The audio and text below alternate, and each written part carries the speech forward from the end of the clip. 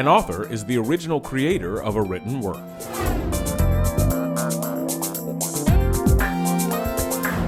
Andy Weir studied computer science at UC San Diego. Mr. Weir worked as a computer programmer while writing in his free time, and his novel The Martian is his first published work. Hi, I'm Andy Weir, author of The Martian. You're watching Made in Hollywood. Here's the scene. At around 4:30 a.m., our satellites detected a storm approaching the Ares 3 mission site on Mars. During the evacuation, astronaut Mark Watney was killed. We are here with the Martian author, Andy Weir. Earlier, we were having the live Q&A. I saw about an hour of the movie. It's amazing, by the way. I'm entering this log for the record. This is Mark Watney, and I'm still alive, obviously. The script is kind of funny, so is the book funny as well? It's got humor throughout. The snarky narrative of the main character. The humor is really necessary to do all that exposition that I need to do without being boring. Okay, so let's do the math. I have enough food to last for 50 days. He's going to starve to death long before we can help. I am the greatest botanist on this planet. In your face, Neil Armstrong. How did you know that you wanted to be an author? I just always did. I mean, even when I was a kid, I just liked reading stories, and I would come up with my own. I've always been imaginative, which, you know, instead of paying attention to the real world, having fantasies all the time.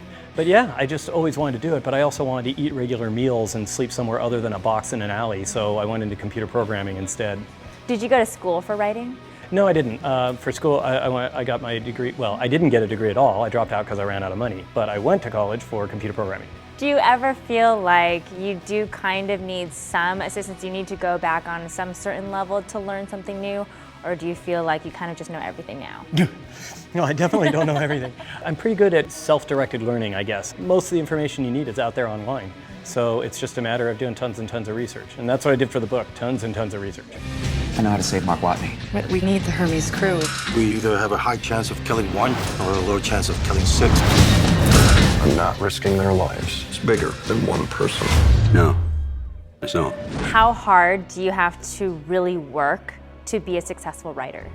Pretty hard. I mean, the hardest part is the actual writing. It's easy to come up with ideas, and it's easy to go like, oh, okay, here's what's going to happen in the plot and the story. But, you know, it's when you're actually sitting down and typing that you run into all the little problems that you didn't think of.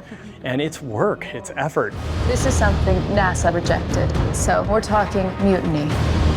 And if we mess up the supply rendezvous, we die. If we mess up the Earth gravity assist, we die. What advice do you have for any young aspiring writers then? Well, I've got 3 pieces of advice, actually. First off, you have to actually write.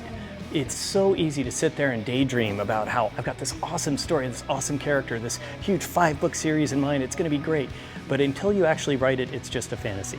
And the writing is the hard part. And so you have to actually write. That's number 1. Number 2, resist the urge to tell your story to your friends and family. And that's hard, because if it's a good story, they'll be interested, and it's really hard not to do that. But if you tell the story verbally, it satisfies your need for an audience, and a need for an audience is what really drives a writer.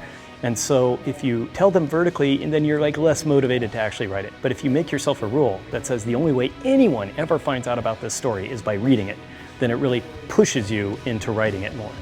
And then the third bit of advice is, this is the best time in human history to self-publish. There's never been a better time, because you can self-publish for free with no financial risk. The only thing you're risking is the time you put into writing it.